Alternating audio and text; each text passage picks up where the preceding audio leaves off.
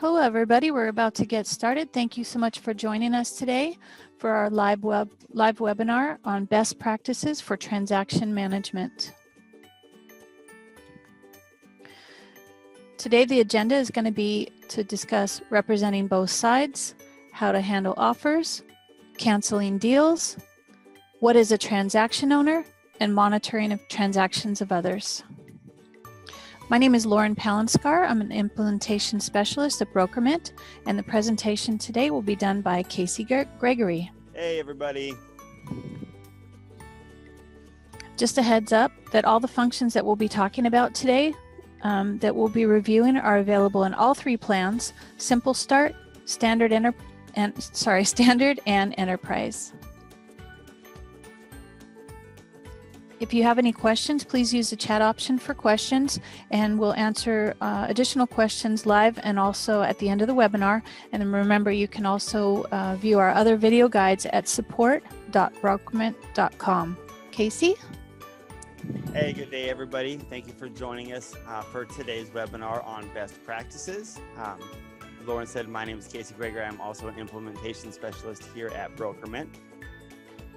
So today we're going to be going over the agenda as Lauren described. Today we really wanted to start with Brokerment's best practices for representing both sides of a transaction. So in representing both sides of a transaction, best practice will actually vary on the scenario for that transaction. We actually have two different best practices depending on whether or not you have one agent that's going to represent both sides of that transaction, or maybe the brokerage represents both the listing and buying side of a transaction, but has separate agents on each side of the transaction. In the scenario of having one agent representing both sides of the transaction, what we would typically do is we would go ahead and create one transaction. Of course, we would go ahead and enter in our listing information, add in any contacts relevant to the transaction. And when we come to set up the deal, you'll remember on our agents and commission screen, we always have the option of both sides of a transaction. So in this scenario, we would go ahead and add our brokerage to both sides of this transaction. And now we can add our agent to both sides of the transaction as well.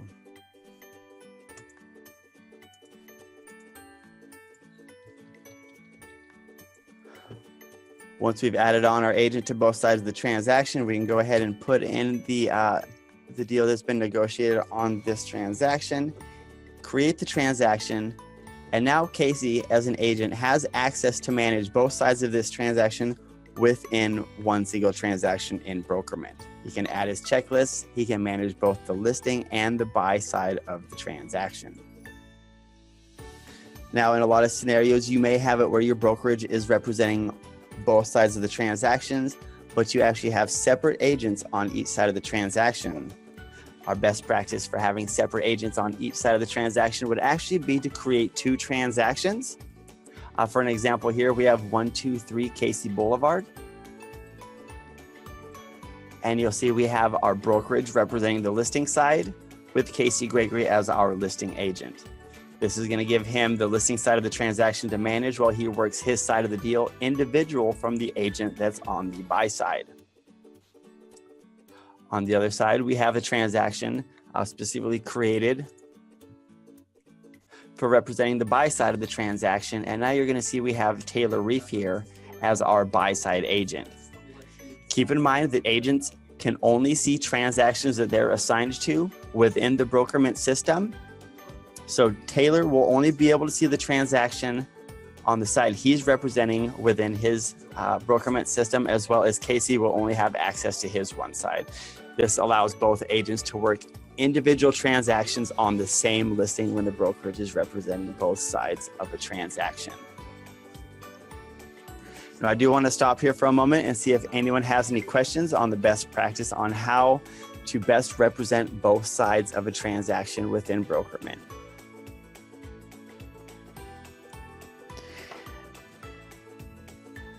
Casey, a question is, why can you not or do you not put both sides on the same transaction? So this, keep in mind, this is a best practice suggestion. You can create one transaction and have the brokerage represent both sides and have an agent, a different agent on each side of the transaction, both agents will have access to that one transaction to go ahead and work their end of the deal. In that scenario, there has been confusion in the past where maybe multiple checklists were added for the buy side and multiple from the listing side. And so they can get intertwined with each other. This just allows separation of the two transactions and allows each agent to work that transaction individually.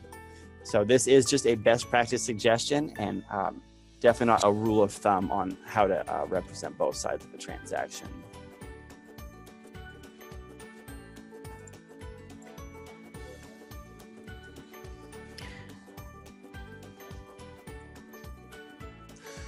The next thing that I did want to discuss with everyone today is the best practice on how to handle offers in brokerment. So handling offers is also going to vary on what side of the transaction you're going to be representing. For example,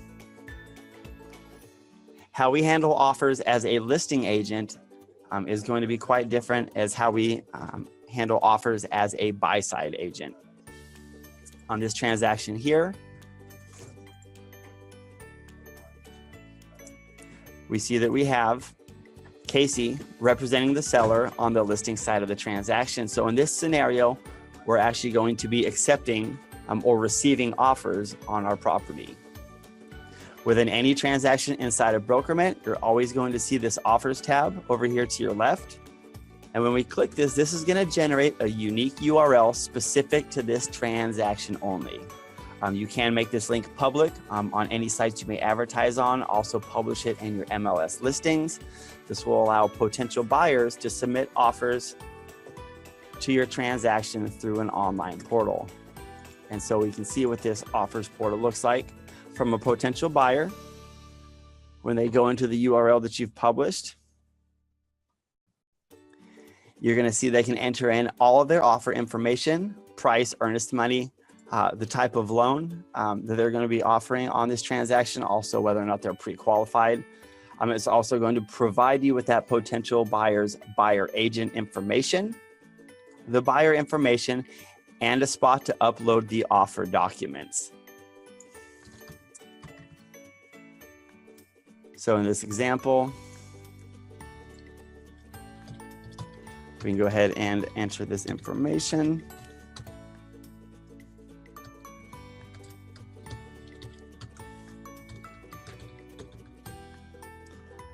Go ahead and upload our offer documents. And at this point, they've completed all the necessary steps to submit this offer on that transaction. Keep in mind when offers are submitted, whomever the transaction owner is will be the person that receives the notification that there has been an offer on their transaction. All offers received will be listed up here in order of received, at which point they can go ahead and review, approve, reject, or email any questions on that offer to the potential buyer.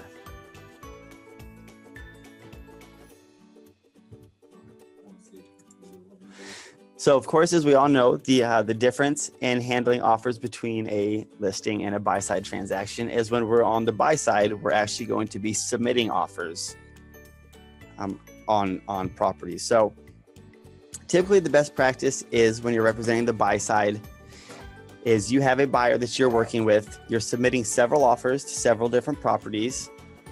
What we would do is we would actually create a new transaction. And what I'm going to do with this is I'm actually going to make this a placeholder for my client. First thing, I'm going to want to go up here to my transaction type, and I'm going to want to select an offer. If you do not see this as an option within your Brokerman account, you can reach out to your admin or someone that's in charge of system setup and have them add this option into your dropdown. This will allow you to see that this is just an offering transaction that you're getting started. Also from an admin or TC side, when they're doing reporting, they'll be able to filter out pending transactions that actually have contracts that are under contract versus just offers that are being submitted. So I'll go ahead and select offer. This is going to be a pending transaction. And where I have my address, I'll go ahead and enter my client's information as a placeholder. I may put the city, state, and zip that they actually live in here. And then under price, I would go ahead and put my client's maximum budget. Say $499,999 is what their maximum approval is for. I can go ahead to my contacts. I would actually add him in here as a contact to this transaction as my buyer. Here under agents and commissions, since we're already working with our client, we should know whatever the percentage of that deal is. If not yet, go ahead and just leave that as a add in our brokerage and make sure we add in ourselves here as an agent to this placeholder transaction, as well as if we've already worked out a percentage with our client, we'll go ahead and enter that information here as well. So now that we've created this transaction, we now have a placeholder for Charles Barkley, our client. We can go ahead and start submitting offers on the properties. Once an offer is accepted, we simply come to this placeholder transaction for Charles Barkley. We can edit this transaction information and we can go ahead and just populate it with the information for the new property that we just went on contract on.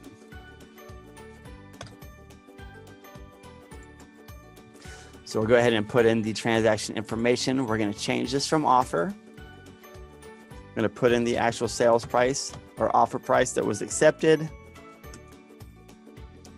And now we've replaced that placeholder with an actual buy-side transaction for Charles Barkley. I would like to pause for a moment. Make sure you guys get any of those questions out there that had either got missed or new questions that you guys have since we've recontinued this.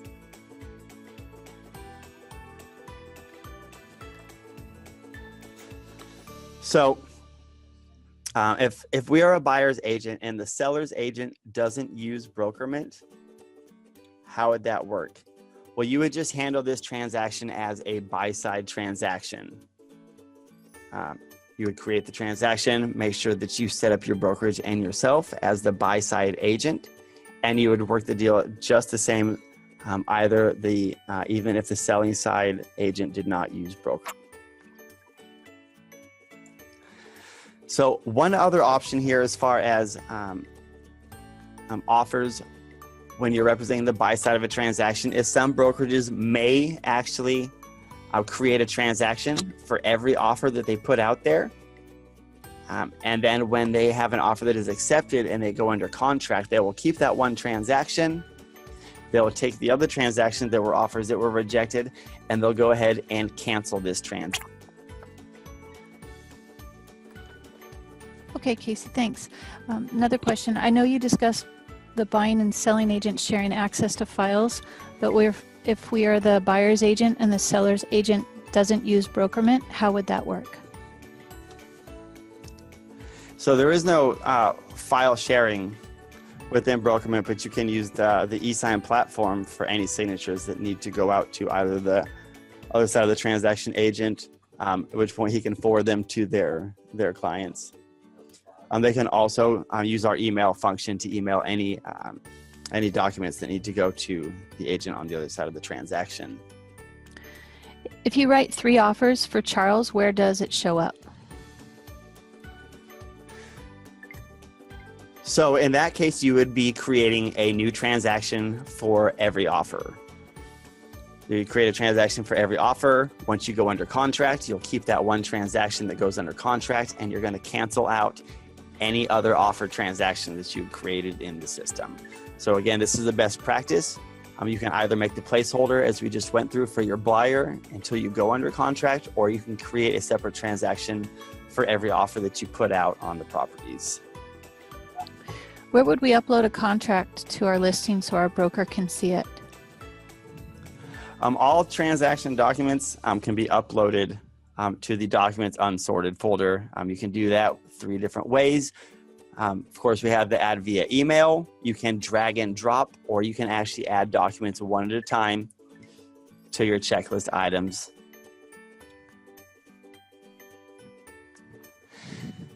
So the next thing that I wanted to discuss with everyone today is going to be the best practice for canceling deals. There's a couple different ways as well on how we cancel deals in brokerment. I want to use, for example, this transaction here. You can see we're on the buy side of the transaction. We've gone under contract and then we pull out of the deal. So we can do a couple different things. We have a checklist here, our buying checklist. We've been working it. We've been uploading documents. We've been checking off tasks. So this is a partially completed deal before the deal falls through. So what we can do here is we have one of two choices. We can actually come in here and just cancel this transaction and then recreate a new transaction once we are under contract on another deal. Another option would be is we can keep the same transaction. We can come here to our checklist. We can actually void this checklist. And then we would want to rename this checklist. So we could say canceled, maybe we'd put a date on there. However you wanted to rename this saved checklist. And then we could add in a new checklist and change the transaction information once we go on contract with a new property. Keep in mind, another common practice is after we void and rename this checklist, we can still actually come in here and delete this checklist. And we can remove all checklist documents as well. And keep in mind, we can always come back to our activity log here within this transaction.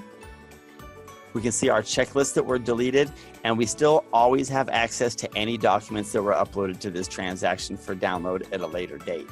So even if you delete those checklists so you have a clean slate to start working a new deal, you can still always come back and have access to those old documents and checklists that you had removed from the system. One important thing here on transaction management, and that comes up quite often, is going to be the transaction owner. And what is the transaction owner? So typically the transaction owner is going to be the person that is going to be receiving all the notifications related to your transaction, typically has the tasks assigned to them in their checklists. And by default, whenever a transaction is created in Brokerment, whoever created that transaction will always be the transaction owner. So if you're an agent and you're creating your own transactions, it's perfect. You should be the transaction owner and it will set you up like that as default. If you're an admin or TC operating in Brokerment and you're creating transactions for your agents and adding checklists, it is important that each transaction you create, you always come down here to your users and contacts tab. Go ahead and find the agent that is representing that transaction, and we can change the transaction owner to that person. So we know that Casey Gregory is the agent on this transaction. He should be the transaction owner. TCs and admins come in there, find your agent, and make them the transaction owner. You will still have access to manage and look at this transaction. This will make sure that your agent is also aware of everything that is going on in this transaction and has access to his checklists and documents throughout working the deal. Casey, I have a question. Back on regarding deleting files. If you edit and delete the deal, will it be saved somewhere? So we can edit deals at any time using this edit button. That's why a lot of brokerages tend to use one transaction when they're on the buy side, and if a deal falls through and they go back on contract, they'll just update the transaction information.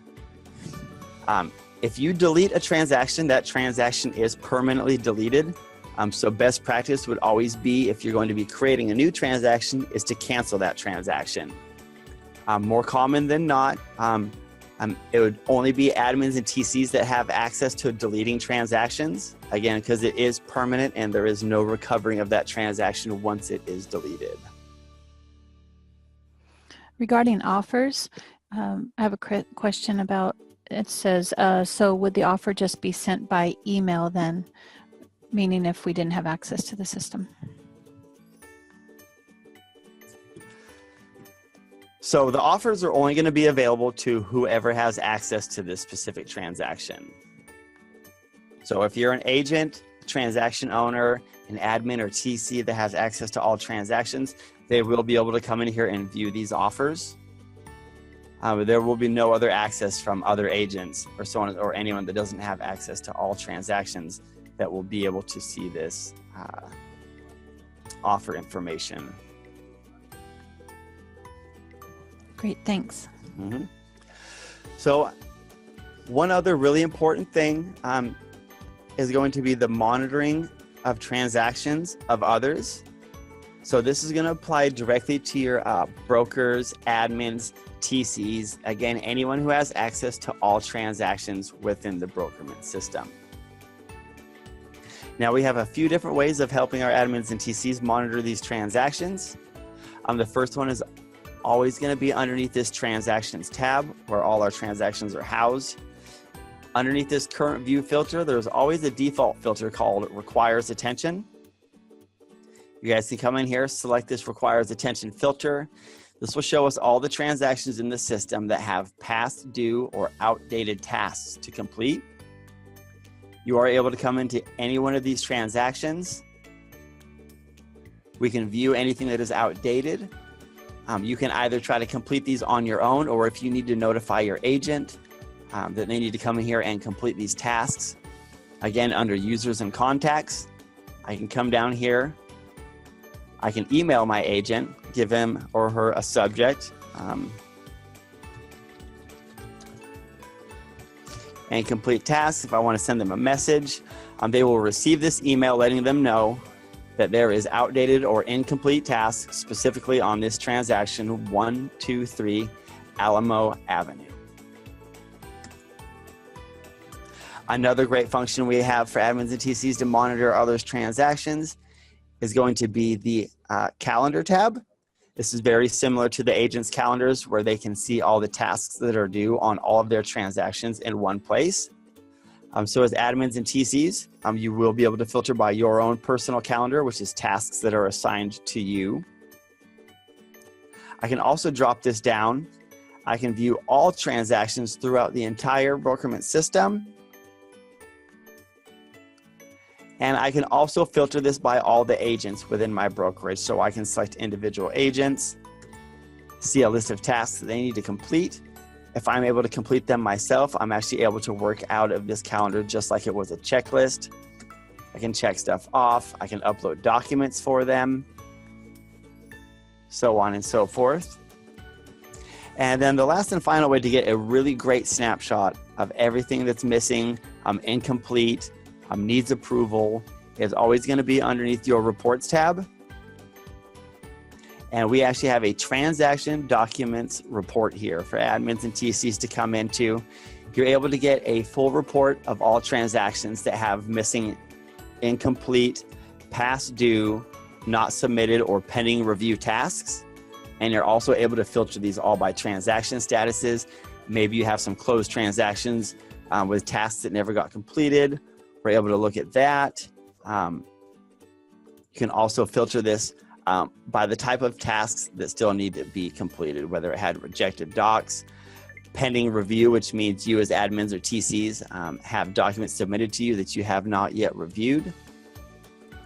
Maybe transactions where agents have submitted or uploaded documents but have not submitted them for approval. So this is a great area to come to get a full report of everything that's incomplete or missing in transactions within your brokerage. Casey, clarification on a previous question regarding sending offers by email for someone that doesn't have access to the system. The question was referring to if the listing agent isn't using Brokerment.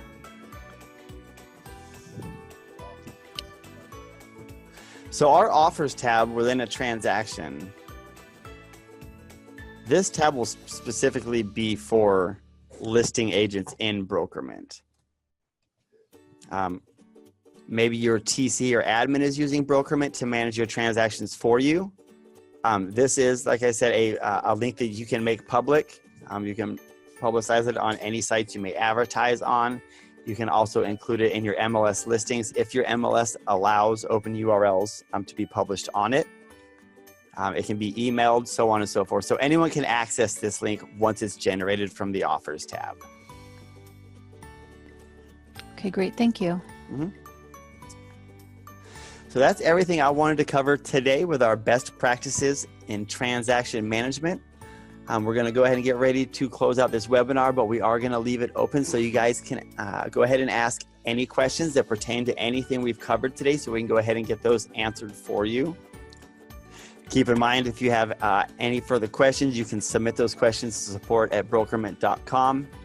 You can visit support.brokerment.com for our video guides and tutorials. Also, if anyone out there has any great ideas, be sure to add those to our ideas portal or vote for what you think you need. And we really, really appreciate everyone for attending today. We appreciate you watching this recording of our most recent webinar conducted in August of 2018 on best practices. We host these webinars every month, and we look forward to seeing you at the next one. Have a great day.